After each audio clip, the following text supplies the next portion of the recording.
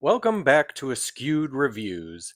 And we continue this week doing more 80s fantasy movies as we have a theme week. And today's movie is the 1985 adventure fantasy romance Legend. Now, for the trivia question for today, what ancient evil from a 1973 horror film makes an appearance in this film? The answer will be at the end of this video. We start by meeting Princess Lily, who does not enjoy being a princess all that much, but more so enjoys running off into the woods, meeting animals, and hanging out with her close friend. And that close friend happens to be Jack, who's a bit of a wildling boy living out in the middle of nature.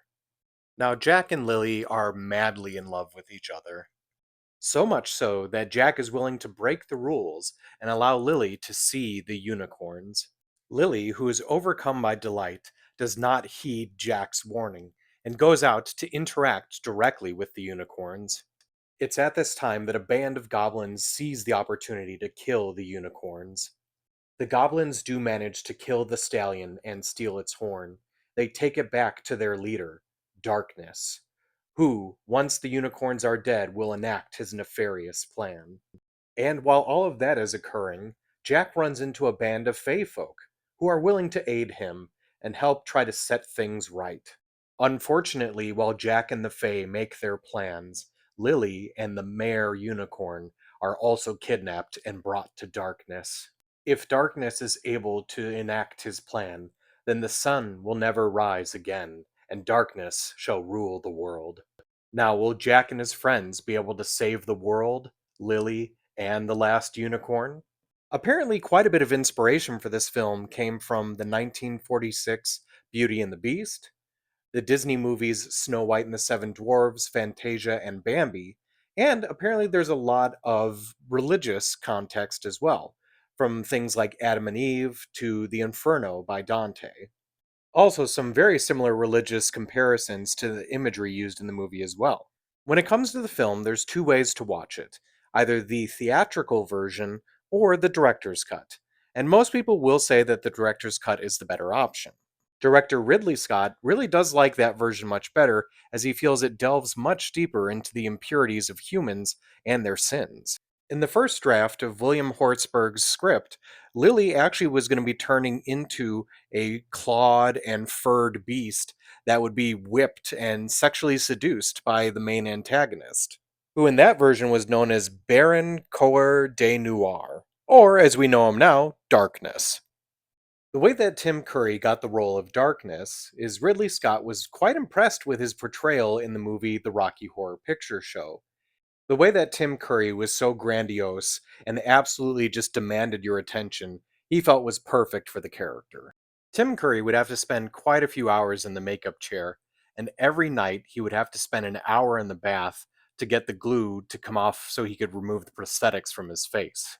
Curry would deal with a lot of neck and back pain throughout this film, as there was a rig underneath the makeup attaching to the horns, but the horns themselves were 3 foot long fiberglass. Now, there was at one point a possibility of another actor slash director from the Rocky Horror Picture Show being in this film.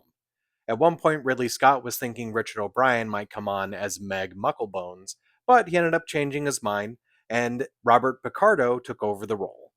Tom Cruise plays Jack in this film, but that role almost went to a few other actors, including Johnny Depp, Robert Downey Jr., and even Jim Carrey.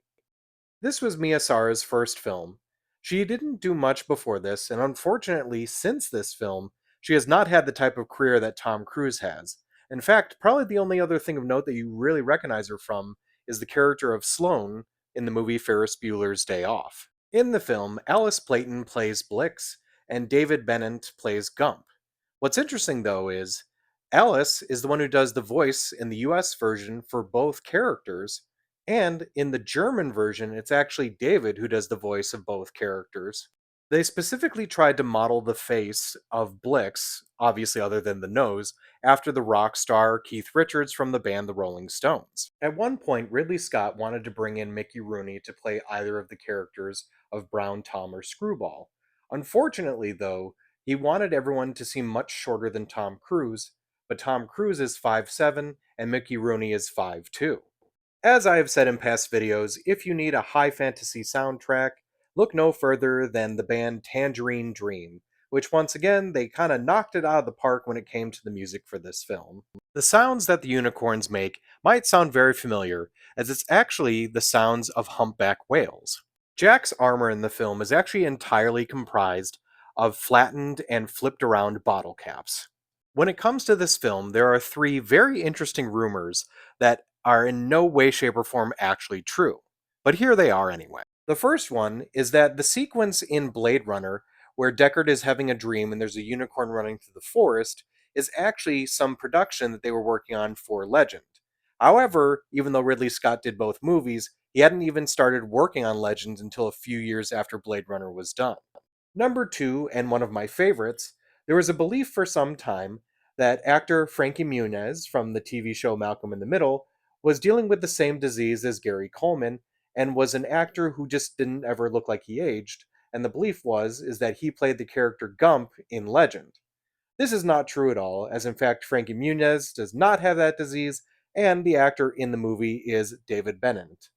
The third rumor is that this movie was the inspiration for the video game series The Legend of Zelda, and that Jack was the inspiration for Link. This is not at all true and has been disproven. The original title for this film was Legend of Darkness, but I do feel that just the word legend works well enough. I really enjoyed this film. It's a classic movie from the 80s, and even though it's a little bit slow at times, I really did enjoy it. I'm going to give it a 4 out of 5. Now, as for the trivia question from the beginning of this episode, what ancient evil from a 1973 horror film makes an appearance in this film? So, in the 1973 horror film The Exorcist, there is a demon called Pazuzu. And in that film, there is a statue which represents the demon. And this statue, in fact, shows up again twice in the movie Legend, once at the swamp, and another time in Darkness's domain. I hope you enjoyed this episode of Askewed Reviews. If there is a movie you'd like to see get a review, just mention it in the comments. And as always, like, comment, share, and subscribe.